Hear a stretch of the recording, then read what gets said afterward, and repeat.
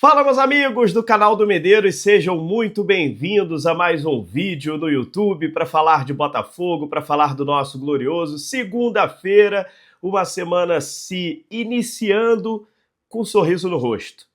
Todo torcedor do Botafogo está assim nesta segunda-feira, após uma vitória muito importante, uma vitória maiúscula do Botafogo ontem, no domingo, lá no Mineirão contra o Cruzeiro. Olha só, hein? Que vitória realmente muito importante. Eu falava para vocês aqui da importância desse jogo e que o Botafogo tinha capacidade para fazer isso, principalmente porque tinha a oportunidade de aproveitar as ausências, os desfalques que tinha no time do Cruzeiro. Matheus Pereira, Gerson, Gabriel Peck, o Cruzeiro estava muito desfalcado.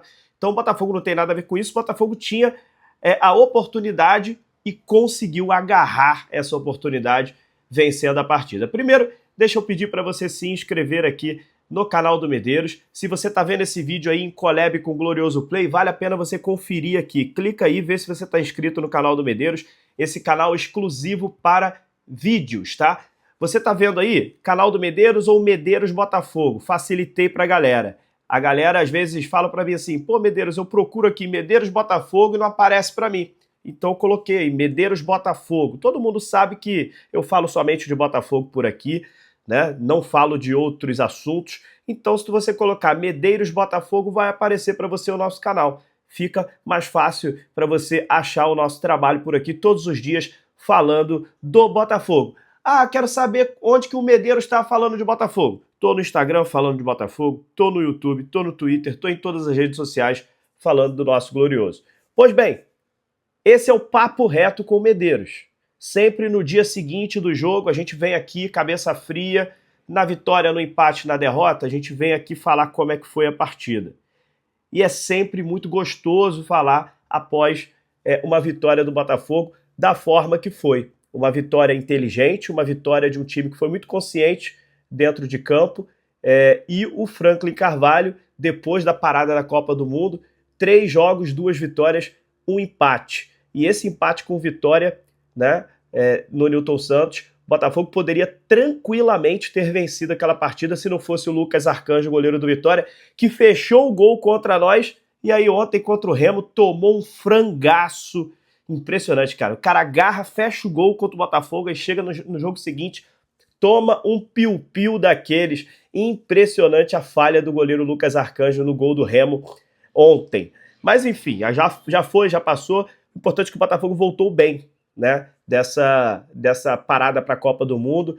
3 jogos aí, 9 pontos disputados, 7 pontos conquistados. E o Botafogo chega à 7ª colocação. 7ª colocação na tabela. Você começa uma sequência de resultados importantes, de resultados bons, você chega na primeira página da tabela. O Botafogo cola no G6, agora vai ter aí um tempinho para descansar, porque o Botafogo pegaria o Grêmio, mas o Grêmio tem confronto na Sul-Americana, então o Botafogo não vai ter jogos nos próximos dias. Então o Botafogo volta só contra o Fluminense, o clássico contra o Fluminense, né? Então, o Botafogo vai ter esse tempo aí, o Alex Telles falou até sobre isso, né? Vai ter um tempinho para descansar, para recuperar as energias. Vai ter tempo também de entrosar os novos reforços. Quem sabe também o Botafogo contrata aí mais jogadores. O mercado da bola aí, a janela de transferências está aberta.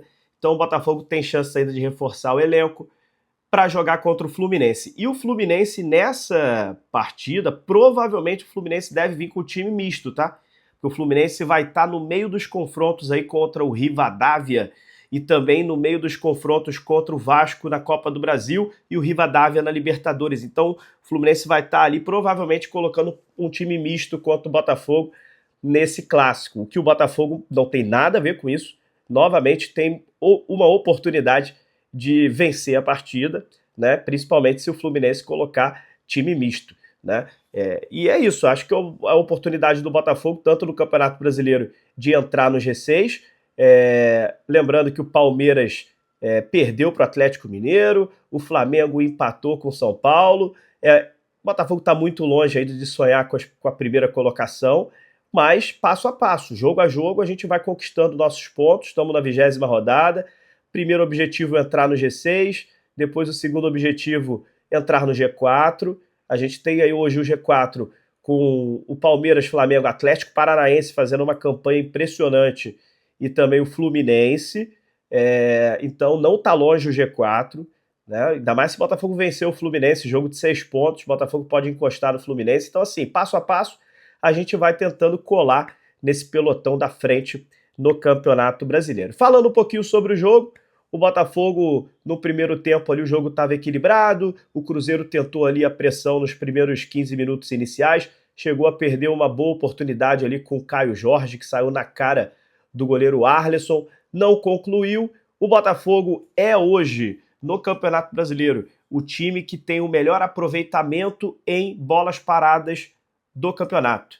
E mais uma vez ela foi muito importante para o Botafogo. Cruzamento do Alex Telles, gol do Justino de cabeça, a joia do bairro, Justino fazendo mais uma grande partida, foi coroado com um gol de cabeça, jogando muito, Justino jogando muito bem, o Guinho jogando muito bem, e detalhe, eu li hoje na internet, e vou trazer esse dado para cá, olha só a quantidade de gols que a base do Botafogo está fazendo nessa parada da Copa do Mundo. Nessa volta da Copa do Mundo, o Botafogo venceu o Santos por 2-1. Os gols: Lucas Emanuel, joia do bairro. Kadir, joia do bairro. Os 2 gols contra o Santos. Contra o Vitória foi 0-0. Agora contra o Cruzeiro, 1-0 Botafogo. Justino, joia do bairro. Todos os gols do Botafogo pós-Copa do Mundo foram feitos por jogadores da base do Botafogo. Importante esse trabalho que vem sendo feito. A base do Botafogo vem evoluindo cada vez mais, ano após ano. Desde quando a gente começou a SAF, a gente teve investimentos na base, estamos começando a ver jogadores da base ajudando o Botafogo nos profissionais. A gente sempre pedia isso, né? Uma base do Botafogo evoluindo, uma base do Botafogo tendo investimentos, uma base do Botafogo dando frutos nos profissionais, revelando bons jogadores. Justino é um bom zagueiro, a gente tem que ter muita calma com ele, tem muita margem para evoluir ainda, mas entrou com muita personalidade, está sendo titular, está jogando bem. O Guinho também está jogando muito bem, tomou conta da posição. O Domingos Andrade acabou de ser contratado, mas por enquanto o Guinho é titular. Domingos Andrade tem que conquistar a posição se ele quiser. Vai ter que lutar muito pela posição porque o Guinho está jogando demais. Não tem como tirar o garoto agora. Né? Vai ser uma disputa boa no meio campo, porque o Domingos Andrade me parece também ser um bom jogador. Né? E quem ganha com isso é o Botafogo. Né? Vai qualificar o seu elenco. Então, assim, jogadores da base e os que entram no segundo tempo. Kadir entrando no segundo tempo, sempre ajudando. Lucas Emanuel também. Então, assim, é importante essa valorização da base do Botafogo, rendendo frutos aí, principalmente com gols, com participações importantes nos jogos.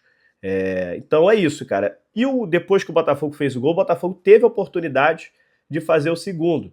Né? Não viu o Cruzeiro em nenhum momento ameaçando muito o Botafogo, só no finalzinho da partida ali que teve alguns lances ali no abafa, o Cruzeiro no finalzinho cruzando bola na área, cruzando.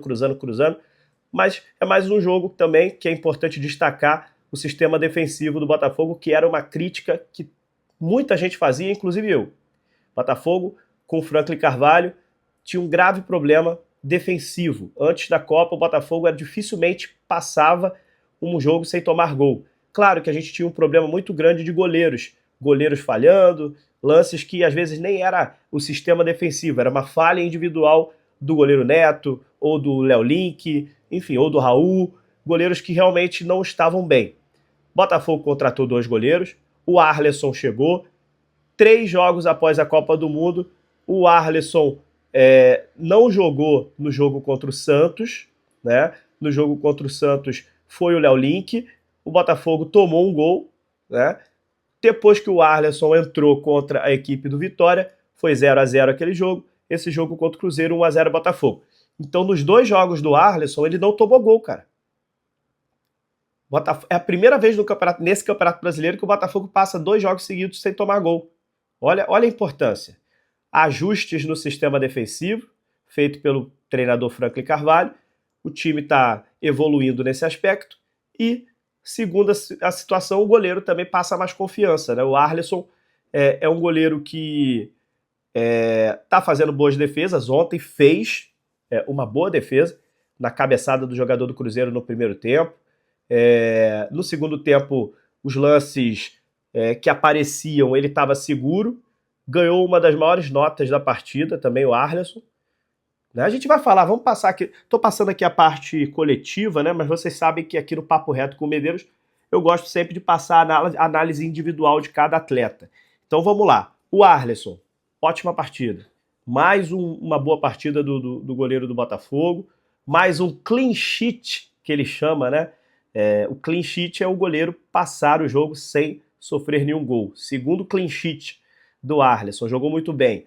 Lateral direito, Vitinho, grandiosíssima partida do Vitinho.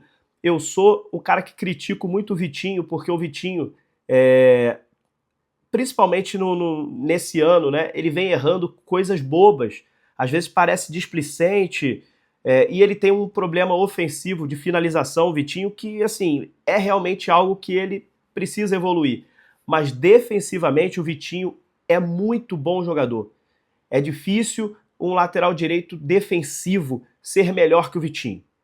No Brasil, então, acho muito difícil. E ontem, de novo, ele mostrou porque ele é um lateral direito muito bom defensivamente. Cara, subiu na boa, defensivamente, ninguém se criou ali. Ninguém se criou do Cruzeiro ali. Tirou praticamente todas, desarmou muito. Vitinho jogou demais, um dos melhores em campo, Vitinho.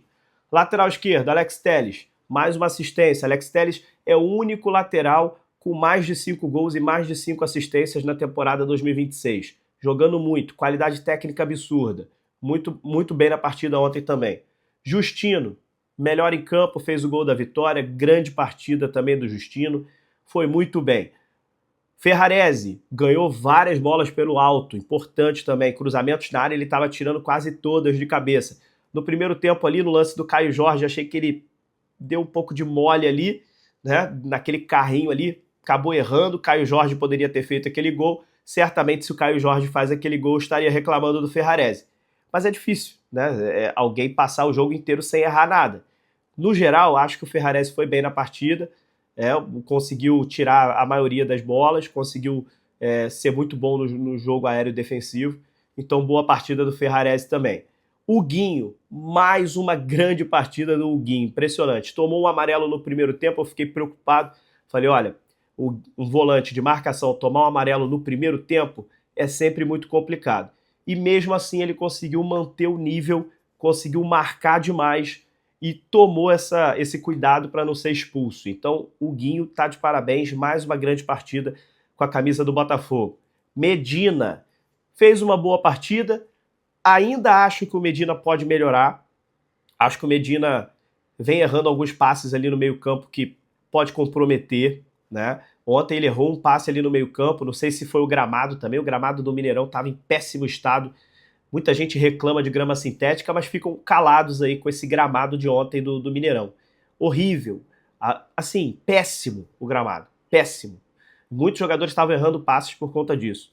Então, assim, o Medina foi razoável, né? Não chegou a ser uma partida ruim dele, mas eu acho que dava para jogar mais. Eu espero mais do Medina do que o que ele jogou ontem. Danilo, esse sim, não sei o que pode estar acontecendo. Pode ser também falta de ritmo, teve um período de férias agora após a Copa do Mundo. Na Copa do Mundo ele não teve tanta minutagem, aí teve as férias.